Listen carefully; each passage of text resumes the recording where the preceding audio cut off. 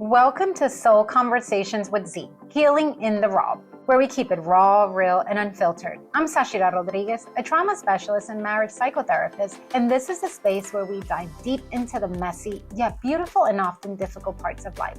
Here we challenge ourselves to face our fears and dig deeper into self-discovery. I'm no newbie. I've navigated many rocky roads and consider myself a recovered traumaholic. Life hasn't been easy, but I truly believe that everything happens for a cause greater than ourselves. Whether you're navigating with grief or grappling with trauma, healing from attachment injuries, or working on your marriage, we're here to unpack it all. No sugarcoating, just honest conversations about the struggles we face and the growth that comes from them.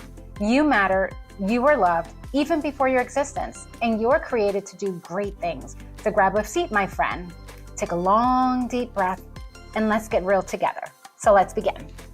All right. Well, welcome to Soul Conversations with Z. And we're also with Edison today. How are you, Edison? I'm feeling good. I'm happy to be here. Thank you for having me. Absolutely. Yes. As we were talking behind the cameras, right? This is like your second time, actually. We did a live together. Yes. Right. And today you're actually joining us to talk a little bit about addictions and recovery, because I know that's a lot in terms of like your background and stuff. So I'm definitely looking forward to having, the conversation with you, because as everyone knows, Soul Conversations with Z, we keep it real and raw here. And that's one of the things that we want to do. Yes. Right. And that's one of the things that we had spoken about as far as like, what can we do as far as like to be able to bring this topic to the community in terms of addictions and recovery. And I know it's also National Addictions and Recovery Month as well.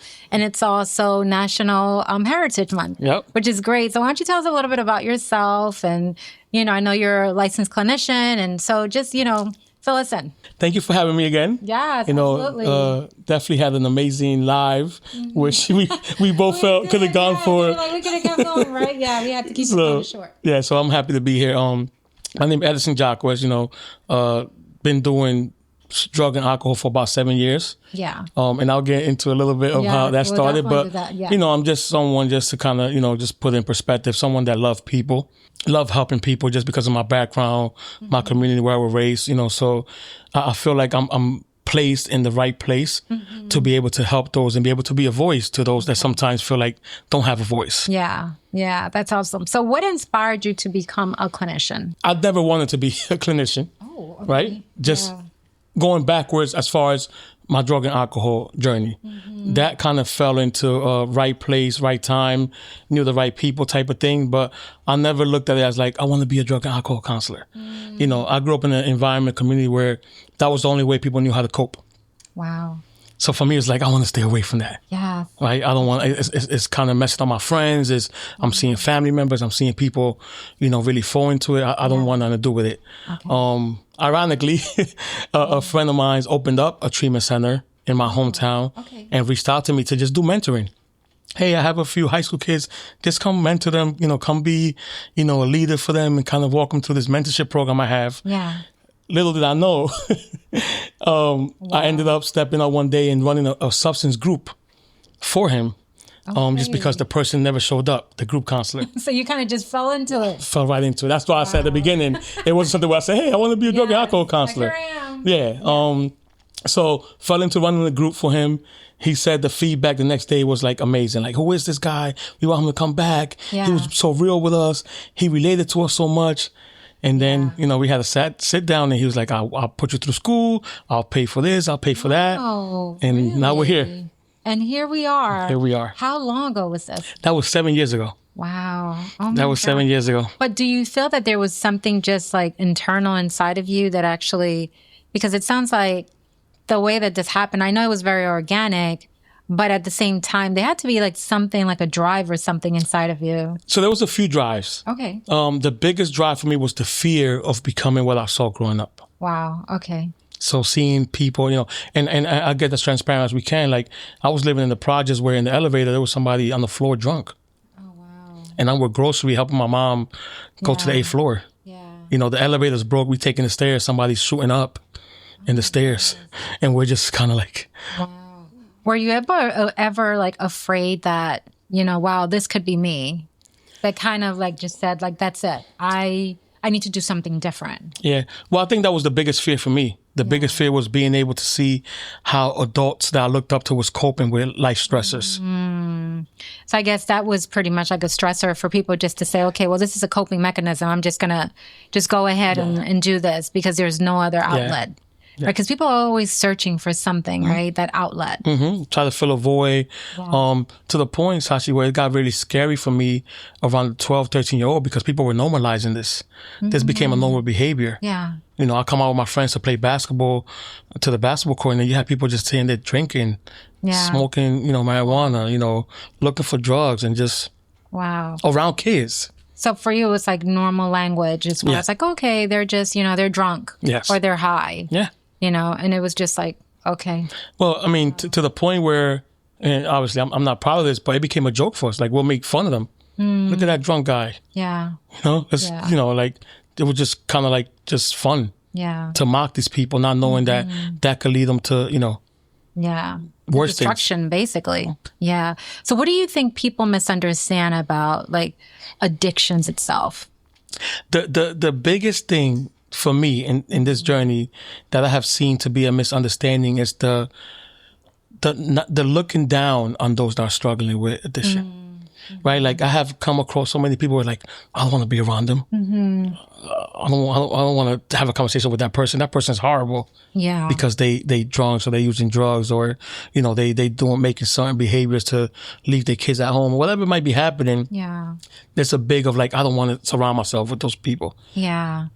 So with that, right, because we're talking about like the misunderstanding of addictions, because I know that sometimes we'll hear people say that, oh, it's a sickness. Why don't they just stop? They just need to get off of it. Like, what would you say to people when they're making those type of statements? I always like to say that you have to look at it as a disease, right? Whichever way you look at it, right? It's chemical going to the brain, right? It's a disease. These people are chasing a high, right? That they'll never find, right? Just to put it out there. Because that's interesting, right? And that's very important that they're chasing the high that they're never going to find. Yeah. Yes. Yeah. So elaborate a little bit on that. Yeah, I mean, you look at addiction for the people that might be listening to this podcast that might not have too much information or background on it, right? The minute it hit the brain, the chemical, right? It hit the serotonin part of your brain where it feels good. Right. Right? It's like that high, that it's peak. It's like that high, that peak. Absolutely. So the brain automatically think like, I could find that again. So I would do everything in my power to find that again. And that's how addicts continue to same behavior, right? Chasing the same thing. Yeah. But it will never be the same. Yeah. And I think after a while, right, it just becomes so normalized for them that if they don't have the high, then what ends up happening is that, yes, they do become sick because, especially like with people that are like alcoholics, if they just cannot abruptly just stop, right? Because then their body goes through this withdrawal. They can literally die if they just automatically just stop. Well, it goes into a state of shock. Yes. Where now, because they haven't had the alcohol for so long, or because they're trying to stop, the withdrawal become more severe. Where now they're having body aches, right? They're having pain, and they have to figure out a way to feed that. Yeah. Continue feeding that feeling that they're having. Yeah, and it's, for me, the closest that I've gotten to addictions and everything else was basically growing up. So I had a brother that he actually passed away as a result of, being an addict. And I always said that I never wanted to go into that specific niche as far as like being a counselor that has to do with like addiction recovery, because it was us just trying to get like the family to understand like he needs an intervention. Yeah. And the thing is that with interventions, for the most part, that doesn't really work because it was just us. We didn't know, right? This was many years ago. We didn't know. So we got all the family together. And the family is, and I'm like, no, he's definitely, he's an addict. Yeah. And it was just like, no, he's fine. And they asked some questions. And I remember him sitting there, great brother. But it was an illness. Yeah. And I remember I had, during that time when before him passing, I had this dream that it was like, if you don't stop doing, if you don't stop using, you're going to pass away, but it's going to be 180 days. Edison, can you believe that in 3 days he passed away? Wow. And that was devastating for me. Wow. So it was so devastating because it was like, God, like, you told me you had 180 days. Like, what happened? Yeah. It was only 3 days. So for me personally, I've kind of like stayed away from that area because it's just like kind of like too close to home. Yeah. And for me, it's been like, I'll let the experts be the expert because to a certain degree, it felt like we failed him to a certain degree. I don't want to get, emotional, but I feel that, today it would have been different. Yeah. But I just feel that to a certain degree, like we didn't know, what to do back then. And I always felt that I didn't want to, go into that because it just felt too close to home.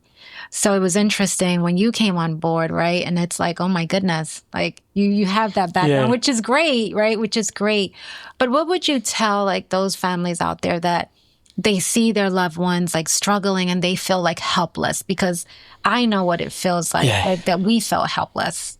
Yeah. Well, first of all, thank you for your transparency. Yeah. It truly means a lot.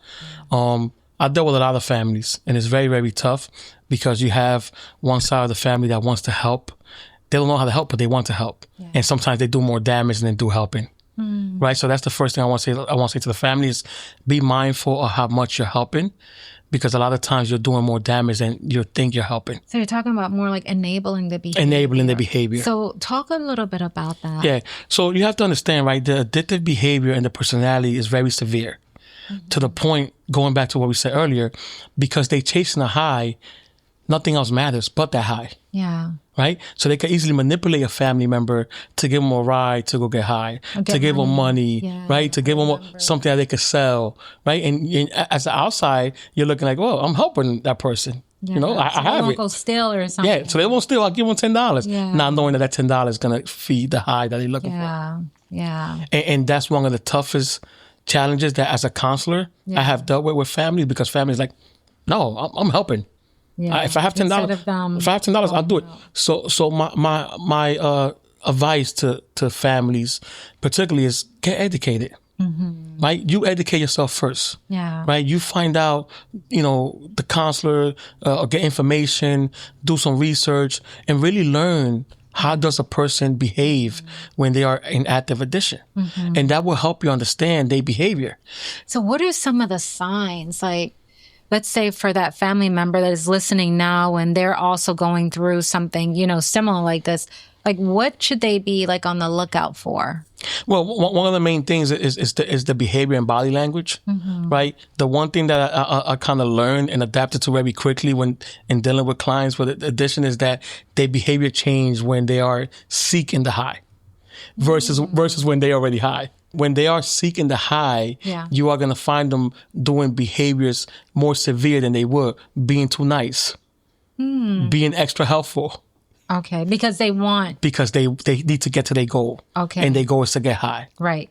So it's more it's like a manipulation. Yeah, it's a form of manipulation. Right. But because it's if we're talking family here, they manipulating their own family by doing a different behavior that will be acceptable to the family. Okay. Right? So it's kind of like, oh, he's been nice. Yeah. He took out the garbage. He, I don't know, cleaned up the house. He's still home today, watch TV. He didn't go out there. Spend time with me. Yes. Okay. So then at that point, it's like, then at that point, we should be like on the lookout. Yes. And right. So it gets a little bit tricky, right? Because you got some people that really want to change. So the behavior will show. But then you got some that the minute they got you and you gave them what they needed, yeah, it's off to the races, what we call it in substance. And then it's like, and then it's a repeat cycle. And the cycle begins. Yeah. I do want to add too, right? Because I've seen it with my own eyes. One of the hardest things for family members is also you got to develop some patience. And that's so hard though, because you just want them to stop. Like, just stop doing it. Like, stop hurting yourself, because that's the biggest thing, right? As a family member, and again, I could speak personally about that, is that you want your loved one to just stop. Stop doing drugs. Just stop drinking. Don't do anything, and that's it. So that's hard. Yeah. That's so difficult. Well, I would like to introduce to the families and anybody listening the stages of changes. If you can't get past the denial stage. Yeah, so explain that a little bit, because, right, as clinicians, we understand what that is, right? But to the audience that's listening, they're like, what is he talking about? Stages of changes? Like, what does that mean? Like, explain that a little bit. So I'll talk about the two stages. There's two first stages, right? Which the first one is denial. Yeah. Right? So when you're talking about the stages of changes, if a person's in denial, that means they have yet to accept the problem. Right. So any solution So they they're just telling you, no. No, I'm not ready. Okay. You know. Or nothing's wrong with me. Nothing's wrong with me. There's no problem to fix. Yes. Okay. They kind of fall into also, in recovery, is called the pre-contemplation. Yes. Right? Yes, stage absolutely. where they there's nothing wrong. Yeah. There's no issue here. Why do you have me in a meeting with people? Why are you trying to have a heart-to-heart with me? So that stage is very, very severe because until they see the problem, they will continue the behavior. But even with the pre-contemplation, right, they're kind of like, I may have a problem, but I don't know. But it's not big enough for me to stop. Yes. Yeah, it's okay. It's like a thought. Yeah. Yeah. I might have a problem, but hold on, I got to get high. Yes. Yeah, like I'm okay. Yeah. Yeah, I'm okay. you're the one that's exaggerating. Yes. Right? It's not a big of a problem that you're saying it is. Yeah. So let's take it now a little bit more, closer to like the community, right? Because if we think about like the Hispanic community, especially now that we're celebrating, National Hispanic Heritage Month, and I know that you are from DR. So tell us a little bit about, your background a little bit too. Yes. So I'm from the Dominican Republic. Yes. From the capital. And was there to the age of 7. Yes. Came here to the United States and then went back every summer until I started college. Yes. Right? Big difference. Okay. So did you see also like addictions back in, in DR or? I did. I just didn't know what it was. Okay. Right? Yeah. So like and I can only speak for myself, right? Everything was celebrated with alcohol. Birthday party, baby shower. So that's as close as I got to in the Dominican Republic. Because it's so normalized. But I think even here in the U.S., right? Because we continue our cultures, right? We bring it right back. We bring it with us, right? So it's who we are and it's part of who we are. And it follow us. Yes. So in my family, I know like when they do have, let's say like parties and stuff, right? They do have like alcohol and it's like, oh my gosh. For everything. Yes. So even, I remember being 8 months pregnant and we were coming from my baby shower. And coming from my baby shower, my brother, he was drinking. Had too much to drink and went through a red light. Yeah. I ended up in the hospital, 100 and something stitches here. Wow. From here to here, all the way here, stitches in my head. This you don't know about. I'm telling you a lot of stuff today, right? Well, we're keeping it real. Yeah, we're keeping it real and raw. We keep it real here. And that's what the podcast is about. Yeah. And I broke my arm in 2 pieces. Here, they thought that I had lost my eye. And it was from my baby shower. Wow. And my husband, I remember he had to pull me out because it was a family member actually driving. And we had all the gifts. But again, we were young and stupid. We didn't know any better. We were both sitting in the front. I was sitting on top of my husband's lap. Okay. And he had to pull me out because my face went through the windshield. Oh. And it was horrifying, and we don't realize the impact that alcohol has and just addictions across the board has on people's lives. And this family member, he was so shaken up. Like he left the scene. So he left us there. Wow. And all he did was call the place where the baby shower was. And all he kept telling them is that I killed her. Not knowing because he was in a state of shock. Yeah. Right. But it has such an impact. And it's so true what you're saying as far as like the culture itself. And it follows us because some people, it just becomes too excessive. Yes. And that's how, so that's the reason why as you're now realizing that I have a lot of reservations as far as like the reason why I stay away from, certain things because of the fact that it's too close, it's too close to home because I almost lost my life and I was 8 months pregnant, and then my husband too, because it was glass everywhere. And all I could remember was him pulling me out or trying to pull me out from the passenger side, from the driver's side. Yeah. So it was a moment. So so talk about, like those families that they do get together and it's like, oh yeah, it's just part of the culture. Yeah. When do you realize that it's a problem? And that's that, and I'm my hopes is that people, will kind of like be more mindful of that because of your culture, because of your pride, your ego, right? Because of the peer pressure. Yeah. That's another thing I would like to kind of touch on a little bit, right? Like adults think that they can't get peer pressure. Peer pressure can happen to anyone. Okay, so it's not an age. No, it's not an age thing. Okay. No, right. And I will even go further saying bullying also could happen to adults. Okay. All right. I had a lot of clients where it's like, well, my uncle said that I'm a punk if I don't drink, so I drank. Okay. Then I drove and I got a DUI. Okay. All right. Okay. So we're talking about whole different factors on that. We have to be careful and mindful. Shaming, belittling, the guilt, the having to prove a point, right? The people that are around you trying to impress them. Yeah. Like, and the thing is that mostly in the Hispanic community, right? We do it so frequently. Yes. Why are you not drinking? Mm-hmm. We all drink. Did you have something to drink? Like they'll come around, right? And they'll be like, "You need another one? Your cup is full?" The one is already there. It's already there. It's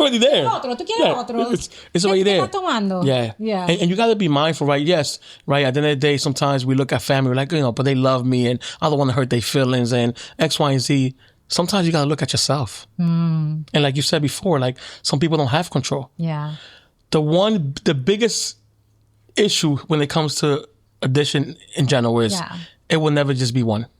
Okay. So talk about that. A lot of people in their mindset will say, hey, I'm going to go to the party and just drink one. Oh, I see what you're saying. And I'll stop. Okay. Or you know what? I'll have one beer today and I won't have no more. Okay. The one starts everything. Mm-hmm. The one is just what's going to get you closer to the 12th, to the 10th. Yeah. Right? So I have yet to meet people that are successful when they say, I'm going to go to a party and just drink one. Now, you're talking about those that are, let's just say that they're addicted. Yes, right? that they already have the addiction and they're struggling. Right. And they're just trying to okay, that makes sense. Yeah. So what would you say to a family member that they feel kind of like shame as a result of having a family member that is addicted? Again, right, is understanding the person, right? And one key point to that question is meeting them where they at. Right? So instead of taking a lot of families, they feel like they have to take an aggressive approach. Okay. To kind of get the person to stop or to understand that what they're doing is wrong. Yeah. You have to take a loving approach from every perspective that you can. Okay. The aggressive approach pushes the person further than it does closer. Okay. Because then they start feeling that shame. Okay. They start feeling that, the person's better than me. Yeah. They coming to me, they screaming at me because I can't stop and I'm no good. I'll never be good. Yeah. And on the flip side to that, what about those family members that they do have someone that is addicted and they feel shame as far as like not wanting to reach out? Yeah. Like what would you say to them? Yeah. I would say, first it starts with you.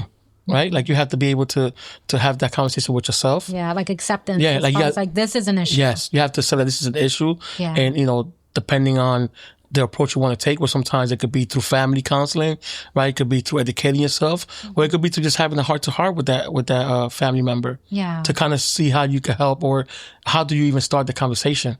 Because a lot of times, what I'm finding too, Sashi, that people are not having the conversation. Yes. They're just leaving it under the rug. They're just sweeping it under the rug. Yeah. Or people are just too busy, or they're just like, they'll be fine. But I think also we've gotten into a society that it's all about me. That we don't really have time to just sit with other people and really realize that, this is an issue. Yeah. And we need to actually, help the other person get through it. And also because of the fact that they don't want to talk about it, they kind of ignore the elephant in the room. Yeah. But there is an issue. And it also goes back to, just because I said the stage of changes go for the clients, also go for family members. That's good. Okay. Some family members are just in denial. Okay. Well, he don't have an issue. Yeah. He don't have a drug problem. Yes. He'll be okay. He'll come around next week. Yes. Yes. We got to check that. Wow. And then you have others that only come around when they need something. Oh, they need something. Right? Wow. My goodness. So what do you think is one of the myths about addictions that you wish you could erase from, forever? That they are bad people. Wow. I had clients that were lawyers. I have clients that were, in law enforcement. Wow. I had clients that, had a they're people. business degree, master's degree. They're people. Yeah. They just ended up getting caught up, right? Oh my goodness.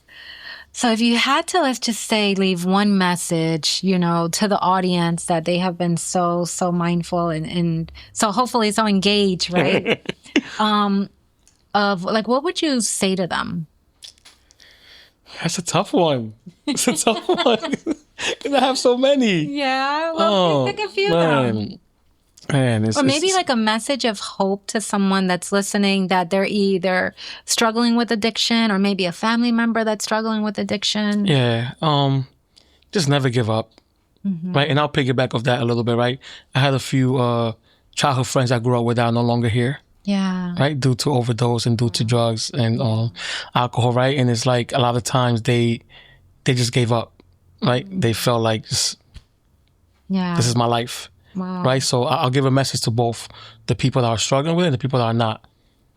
You have to keep pushing, right? I'm not gonna sit here and say it's easy. I'm not gonna sit here and say it's linear.